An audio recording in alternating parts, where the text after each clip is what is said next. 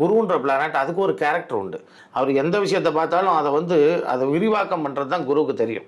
அவருக்கு வேறு எதையும் தெரியாது. அவர் ஒரு நல்ல விஷயத்த பார்க்குறாரு அப்படின்னா, அந்த நல்ல விஷயத்த விரிவாக்கம் பண்ணி தருவார்.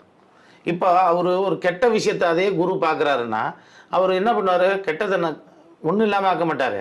அந்த கெட்டதை விரிவாக்கம் பண்ணிடுவார். அவருக்கு தெரிஞ்சது என்ன, விரிவாக்கம் செய்கிறது மட்டும்தான் அவருடைய வேலை. எதையும் பெருசுபடுத்துறது மட்டும்தான் அவருக்கு தெரியும். அப்போ உங்களுடைய பணத்தை கொடுக்கக்கூடிய ஒரு ராசியை குரு பார்த்தா எதை விஸ்தாரம் பண்ணுவார், பணத்தை அதிகரிப்பது. உங்களுக்கு வியாதியை கொடுக்கக்கூடிய ஒரு ராசியை அதே குரு பார்க்குறாரு அப்படின்னா, உங்கள் வியாதியை தான் கொடுப்பாரே தவிர அதைத்தான் அதிகப்படுத்துவாரே தவிர ஒன்றும் புதுசாக கொடுக்க மாட்டார். ஆனால் நம்ம பாரம்பரிய முறையில் எப்படி சொல்லியிருக்காங்க அப்படின்னா, இது 6ஆம் வீட்டை குரு பார்த்தா சத்ரு ஜெயம் அப்படின்வாங்க.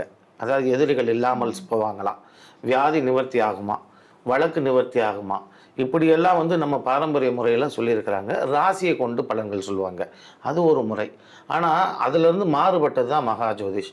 இது எல்லாருக்கும் ஒரே விதமான பலன்கள் கிடையாது. ஒவ்வொரு ஜாதகமும் வித்தியாசப்படும்.